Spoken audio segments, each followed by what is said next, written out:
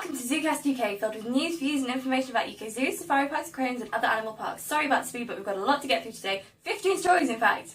So we'll talk fast and you listen fast. Now, you've heard about gorillas in the mist. What about gorillas in the heat? ZSL London Zoo critically endangered western lowland gorilla troop called off with giant ice lollies made of frozen fruit tea and sunflower seeds. Wow, that was fast. We haven't got time to talk about how fast we're having to talk. At Drusillas Park, the keepers gave their animals vegetable and herb ice lollies. Deputy head keeper Sophie Ledbetter commented, animals do not perspire in the same way as humans do, so we use the ice blocks to keep them comfortable in the heat. Ultimately, the animals are after the rewards hidden within, but as they grab at and break down the ice lollies to get the food, their mouths and paws are cooled. I could do with an ice lolly with this blistering pace we're setting. You'll have to wait till later. Also at Drusillas Park, one lucky pig was getting summer pampering. As well as a giant frozen food block full of tasty treats, Pepper the coon pig has a large bath ready and waiting for her to paddle in and cool off. And Deputy Head Keeper Sophie Ledbetter smothered her in high-factor sun cream to protect her delicate skin. Oh, sweet. We haven't got time for sentimentality. Sorry. Environment news now. You have to be quick to save the planet.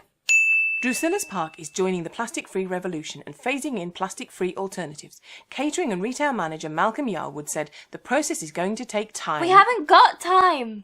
But we haven't said about Drusillas Park replacing all plastic straws with biodegradable straws which can be compost and will biodegrade within 2 weeks. You have now. Oh, on to Paignton Zoo, who've joined the war against packaging. Paignton Zoo Environmental Park, Newquay Zoo and Living Coast are stocking sweets in compostable, transparent packaging which breaks down and disappears in soil. Marwell Zoo celebrated Earth Day with news that they had reduced their carbon footprint by 72% in 10 years, bringing them closer to their goal of becoming carbon neutral by the end of 2020. Fantastic. Education, education, education now. No, if you've got time to say education 3 times. I was doing my Tony Blair impression. Oh, if you've got time for impressions, we've definitely got time for the photos that go with that last Marwell story. Oh, a sloth. See, it was worth taking some time. And giraffes at sunset, that's gorgeous. Yes, well, we haven't got all day. Come on, next story. Noah's Ark Zoo Farm has once again been awarded the prestigious Learning Outside the Classroom Quality Badge. Education is a core part of the zoo, from the signs displayed on the animal enclosures to the daily talks given by the animal keepers and the hands-on animal workshops delivered to school groups. The Education Department and West Midland Safari Park have also recently been given top marks for their educational visits by being awarded the very same Learning Outside the Classroom Quality Badge. Last year marked the opening of the park's Safari Academy, an outstanding sustainably built teaching facility housing 5 classrooms specifically designed for visiting education groups. That looks fantastic. I never did anything that good at school. No, but you did when you were home ed. Oh, home ed, the good old days. Nope, no time for nostalgia. Keep going. Conservationists from Bristol Zoological Society have released a healthy population of native crayfish into the wild to help bolster dwindling numbers in the UK waters. 117 adult crayfish were released into the River Itchen in Hampshire after being reared from eggs at Bristol Zoo for between 3 and 5 years to ensure they had a good chance of survival when introduced to their new home. Conservation of a huge elephant now, with the arrival at Noah's Ark Zoo Farm of Shaka, a bull elephant who was successfully transferred from Vienna to Noah's Ark 20-acre Elephant Eden, with the state-of-the-art elephant house, deep sandbeds, hot showers, built-in training walls and a 24-hour CCTV monitoring.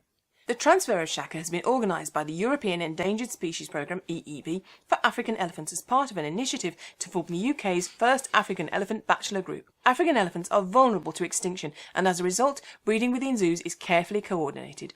On to a tiny creature now. Paignton Zoo has become the first zoo in the country to breed a tiny spider tortoise, which is sadly on the edge of extinction. In a long, complicated process, experienced keeper Andy Meek had to devise a husbandry protocol based on field data and the experiences of other collections. The hard work and innovation resulted in one single egg, which happily has now hatched, but in the wild, the species faces a bleak future. That is a truly amazing achievement, but can we follow the tortoise's example and go a bit slower? No! Come on, have some food. Keep spirits up. You'll like the next one. Bambi's in it! I'll do the talking till you finish eating. 2 stories at the Wild Place Project now. The Dick may resemble Bambi, but she's actually an antelope, not a deer. When she was born, she weighed just 1 kilogram, the same as a bag of flour. So how do you go about x-raying one of the tallest animals in the world? It was a question faced by the animal keepers and vets at Wild Place Project. Their biggest giraffe, Jerry, who stands more than 4 metres, had a swollen right hind fetlock. What they did was... No, I'm afraid if they want to find out more, they'll have to visit the website. But Jerry the giraffe? No. And his big long neck. No time. And his big long legs. Website. And all the keepers standing round scratching their heads, wondering how they'll ever manage to x-ray Jerry. Right, you've asked for this. At ZSL London Zoo, a host of celebrities swapped the red carpet for red-kneed spiders as celebrities such as Claudia Fragapane, Kat Schub and Fleur East took the brave step of undertaking the Friendly Spider program to help overcome their arachnophobia. It's you now. I can't look while the spider's there. Have they gone? Yes, they've gone. Ah, they're still there! Maybe you should go on the Friendly Spider program. Bring a nice picture up. That's better. People who love propagating plants and tending seed beds have a rare chance to become horticultural volunteers at Wild Place Project. They are needed to give help and support to full-time staff at nurseries where thousands of plants are grown every year. And for younger animal lovers, the Summer Club at Drusillas Park is now taking bookings. Phew, we did it. All 15 stories. How many animals was that? I don't know. You said count stories, not animals. Have a quick count now. Gorilla. You can find out more about any or all of the stories mentioned in the Zoocast on our website and our social media channels. Squirrel monkeys. Do the sign off. Oh, and don't forget to subscribe to our YouTube channel. Oh, gorilla. Maybe we'll have a head count by the next Zoocast. See you next time. Don't forget the 117 crayfish. Oh, yeah. Oh, gorilla.